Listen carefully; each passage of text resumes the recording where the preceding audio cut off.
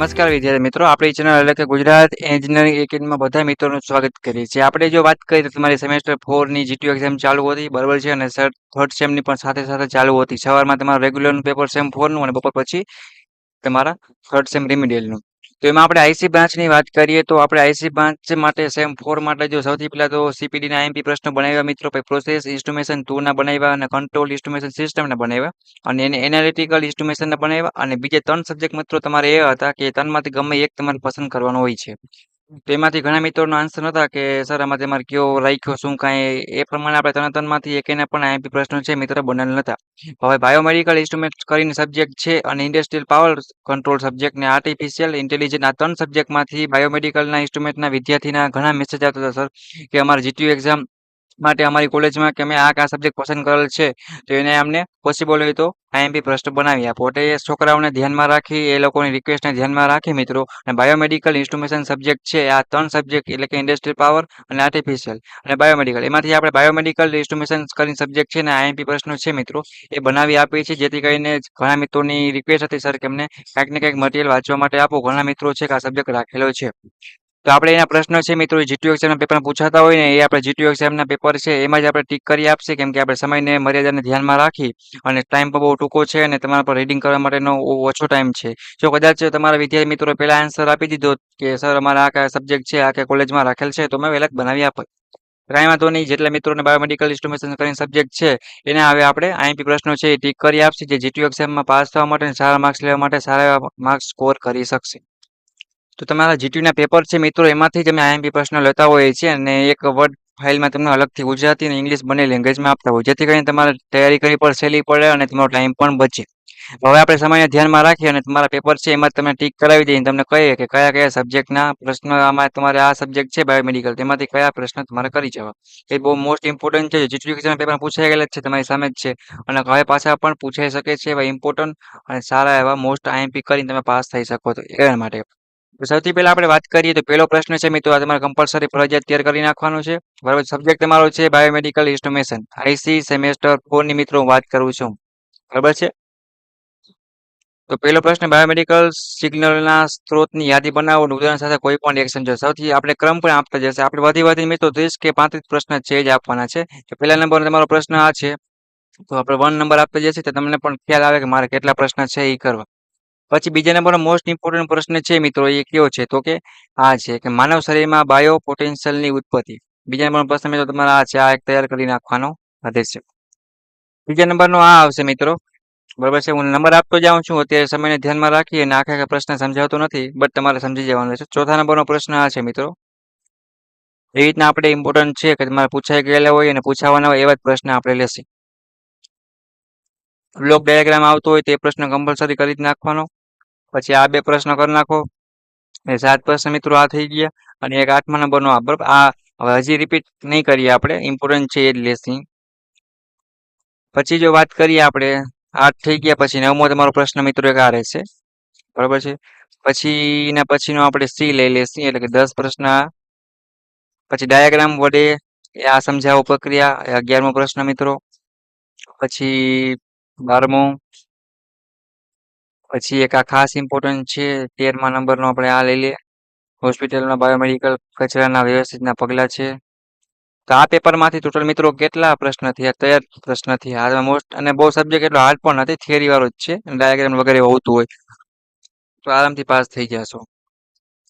પછી બીજા પ્રશ્ન આપણે જોઈએ, જો પોટેન્શિયલ જનરેટ થવાની પ્રક્રિયા છે તો એ મિત્રો આપણે અહીંયા આવી ગઈ નથી પણ અલગથી છે એટલે એ પ્રશ્ન આપણે 14 તરીકે લઈ લેશું. તો 14માં તમારો મિત્રો કયો રહેશે તો કે માનવ શરીરમાં, હા બરાબર, 14માં તમારો આ રહેશે. પછી એક્સરે મશીન છે તો એ પણ ઇમ્પોર્ટન્ટ છે 15મો. આપણે આગળ જોઈ લીધા તમારે સીઈ ઈઈજી અને ઈસીજી એ વગેરે જે પ્રશ્ન આવતો હોય તો એ કરી જ નાખવાના રહેશે, બરાબર. આ પણ આપણે લઈ લીધું 16મો આ થશે. પછી આપણે વાત કરીએ એક્સરે જનરેટ કરવાની પ્રક્રિયા છે એ તમારે આની સાથે જ કરી નાખવાનું, એક્સરે મશીન ડાયાગ્રામ એની સાથે જ, બરાબર છે. એટલે આ સી મિત્રો અને એક્સરે વાળો એ શું થશે તો કે બંને સાથે કરી નાખવાનું, કેમ કે એક ટોપિક છે તો સમજવું પડશે, સહેલું પડશે. 16 એ થશે અને સીટી સ્કેન મશીન એટલે કે 17મો પ્રશ્ન. આ બધા ઇમ્પોર્ટન્ટ છે, આમાંથી એકાદ બે મશીનને તો આરામથી પૂછાશે જ, બરોબર. 17 પ્રશ્ન એ મિત્રો. પછી આપણે વાત કરીએ તો કે 18મો આ એક પ્રશ્ન કરી નાખો. એ ગુજરાત ઇંગ્લિશ બંને મિત્રો ભાષા આપેલ છે, તો જેને જે મિત્રોને. અને 19મો આ. પછી એક આ કરી નાખજો, એટલે 20 પ્રશ્ન આપણે થઈ ગયા. પછી આપણે વાત કરીએ ઓટો, એક આ કરીને છે એનો 21મો પ્રશ્ન. પછી આવશે સ્વચ્છ આકૃતિ સાથે બ્લડ સ્કેલ કાઉન્ટ કાર્ય, એટલે 22મો પ્રશ્ન. તો તમારા મિત્ર ટોટલ 2 પેપરના કરીને 22 થી આવે. આપણે લાસ્ટ પેપર લઈએ, બરાબર છે. એમાંથી જોવા જઈએ તો આ પ્રશ્ન આપણે રિપીટ થઈ ગયો, અને આ પણ આવી ગયો, અને એક આ પણ આવી ગયો. હવે એક આ લઈ લઈએ, એટલે 23મો પ્રશ્ન મિત્રો. પછી વાત કરી ઈએમજી, આપણે આગળ જોયા ઈએમજી અને ઈસીજી તમે કરી જ નાખવાના રહેશે. એના સિવાય જો સીટી સ્કેન છે આ સી એ પણ આવી ગયો છે મિત્રો. હવે આમાં આપણે જોઈએ 23 થઈ ગયા, તો પછી આ પણ રિપીટ થઈ જશે. એક આ પણ રિપીટ થઈ જાય છે મિત્રો. એક આ કરનાર એમઆરઆઈ મશીન બહુ ઇમ્પોર્ટન્ટ છે. આપણે મશીન છે એમઆરઆઈ સીટી સ્કેન છે આ બધા કરી નાખવાનું. એટલે કેટલા પ્રશ્ન મિત્રો આપણે થયા હતા? તો કે 23 થયા હતા. તો 24મો પ્રશ્ન આપણો આ રહેશે. 25મો છે એ ડાયાગ્રામ સાથે એક આ કરી નાખો. પછી બ્લોક ડાયાગ્રામ વાળા મોસ્ટ ઓફ ઇમ્પોર્ટન્ટ કરી જ નાખવાના. 26 પ્રશ્ન થયા. હવે આપણે 4 ઇમ્પોર્ટન્ટ લઈ લઈએ, બરાબર છે. એમાંથી એક આવશે હોસ્પિટલમાં કચરા, આ આપણે રિપીટ થઈ ગયો એટલે આપણે લેશે નહીં. પછી એક આ પ્રશ્ન, પછી એક આ, બરાબર, ને પછી એક આ, અને એક તબીબીને આ કરી જ નાખજો. 26 છે, 27મો, 28, 29 અને આ 30 પ્રશ્ન છે મિત્રો, એ તમારે વ્યવસ્થિત રિપીટ કરો. કોઈને સ્ક્રીનશોટ પાડવો હોય મિત્રો તો પછી ટાઈમ આપો છો, સ્ક્રીનશોટ પાડી લ્યો, બરાબર છે. એ તમને વાંચવામાં પણ સહેલું રહે. આનો પર પાડી લેજો મિત્રો. આ 3 પેપર છે, ટાઈમને ધ્યાનમાં રાખી મિત્રો. અને શું કહ્યું છે તો કે પેપરમાં તમે ટીક કરાવી આપ્યા છે, અલગથી પેપરમાં પીડીએફમાં તમને આપ્યા નથી, બરાબર છે. ફટાફટ સ્ક્રીનશોટ પાડી લ્યો અને સારી જીટીયુ એક્ઝામની તૈયારી કરો મિત્રો. અને કાંઈ પણ તમારે જો ઇલેક્ટિવ સબ્જેક્ટ હોય તો અમને મિત્રો ખબર ના હોય કે તમારી કોલેજમાં કે આ મિત્રોમાં એવું જ થયું, 3 સબ્જેક્ટ હતા, બરાબર છે. એક હતો ઇન્ટેલિજન્ટ કહેવાય ને, આર્ટિફિશિયલ ઇન્ટેલિજન્સ, પછી ઇન્ડસ્ટ્રીયલ પાવર કંટ્રોલ અને બાયોમેડિકલ. આ 3 સબ્જેક્ટમાંથી મિત્રો અમને ખબર ના હોય કયા કયા તમે રાખ્યા હોય, તો કોમેન્ટ કરીને કહેવાનું સર કેટલા આટલા વિદ્યાર્થી અમે છે ને અમે આ કયા સબ્જેક્ટ રાખ્યો છે, તો અમે એનો બનાવી શકીએ. આ 3 સબ્જેક્ટમાંથી ધ્યાનમાં રાખી મિત્રો આપણે શું કર્યું છે તો કે બાયોમેડિકલ કરીને સબ્જેક્ટ છે ઇન્સ્ટ્રુમેશન, એનો આપણે શું કર્યું છે આઈસી સેમ 4 માટે આ આટલા ઇમ્પોર્ટન્ટ 30 પ્રશ્ન છે મિત્રો, એ તમારે મોસ્ટ ઓફ તૈયાર કરી નાખવા છે. અને આ સબ્જેક્ટમાં કાંઈ પણ ગભરાવાની જરૂર નથી. બટ તમારે 2-3 વસ્તુની ધ્યાન રાખવાની છે. પહેલા નંબરનો પોઈન્ટ એ છે કે જીટીયુના પેપર સ્ટાઇલ પર મારે લખવાનું રહેશે, ફોર્મેટ પેપર સ્ટાઇલ, એના પર વિડીયો બનાવેલ છે મિત્રો, તમે જીટીયુની પ્લેલિસ્ટમાં જઈને ચેક કરી શકશો.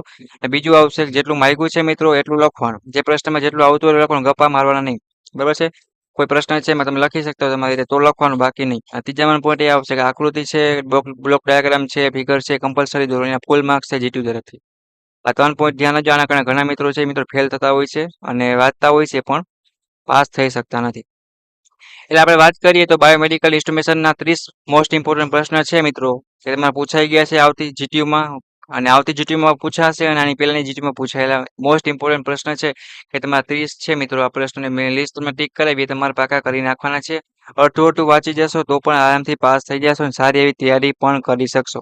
તો જીટીયુ એક્ઝામ માટે બધાને ઓલ ધ બેસ્ટ. આવી રીતે તમારે કાંઈ પણ મિત્રોની જરૂર પડતી હોય વિડીયોની, મટીરિયલની, જો બાયોમેડિકલના ઘણા મિત્રો હતા સબ્જેક્ટ માટે મિત્રો, આઈસીના સેમેસ્ટરના ઘણા કોમેન્ટ આવતી હતી સર કે મને કાંઈક કાંઈક બનાવી આપો, તો અમે તૈયારી કરી, તો મેં એને ધ્યાનમાં રાખી મિત્રો બનાવી આપ્યા. બને એટલું તમને એડજસ્ટ છે કરી આપી તમારે વાંચવા માટે. પણ તમારે કોમેન્ટ કરવાની કે વોટ્સઅપમાં, ટેલિગ્રામમાં, ઇન્સ્ટાગ્રામમાં કે યુટ્યુબની કોમેન્ટ્સમાં પૂછવાનું સર કે અમારે આ પ્રશ્ન છે તો બનાવી આપો, તમે બનાવી આપશે, કાંઈ પણ ટેન્શન લેવાનું નહીં. હા, પણ ગુજરાત એન્જિનિયરિંગ એકેડમી હજી સુધી જે મિત્રો સબસ્ક્રાઇબ નથી કરી મિત્રો, એ સબસ્ક્રાઇબ કરી બેલ આઇકન પ્રેસ કરો, જેથી કરીને કોઈ પણ નવો વિડીયો આવે તો ફ્યુચરમાં ફ્રી ઓફમાં લાભ લઈ શકો. અને સેમ ફોર્મમાં બધા મિત્રો પાસ થઈ જજો, કોઈ પણ ફેલ થાય નહીં. બેકલોગ કેટી આવશે ને આગળ રાત જાગવી ઉજાગરા ટેન્શન કરવું એના કરતાં ભેગું થશે નહીં. અને સેમ 3માં ફેલ છે એના પર સેમ 3ની પ્લેલિસ્ટમાં આપેલ છે, અને સેમ 1 2 ના ટાઈમ ટેબલ પણ આવી ગયા. તો જે મિત્રો સેમ 1માં 2માં ફેલ હોય તો એનું પણ મટીરિયલ આપેલ છે, તૈયારી કરો અને બધા મિત્રોને મોકલો. અને કાંઈ પણ જરૂર હોય મિત્રો તો કે જો આ તમારી રિક્વેસ્ટ ને તમારા ટાઈમ ધ્યાનમાં રાખી અલગથી મેં ટાઈમ કાઢી મિત્રો તમારા માટે આઈએમપી પ્રશ્નો બનાવી આપ્યા છે, કેમ કે આ સબ્જેક્ટ માટે ઘણા મિત્રોની કોમેન્ટ હતી સર કે જીટીયુ એક્ઝામ આવે છે અને કાંઈક ને કાંઈક બનાવી આપો, એટલા માટે. ઓકે, તો સપોર્ટ માટે સબસ્ક્રાઇબ કરી લાઈક કરો, કોમેન્ટ કરો, બધા દોસ્તોને મોકલો. ઓકે, એક્ઝામ માટે all the best. Bye, next મુલાકાત લેસી.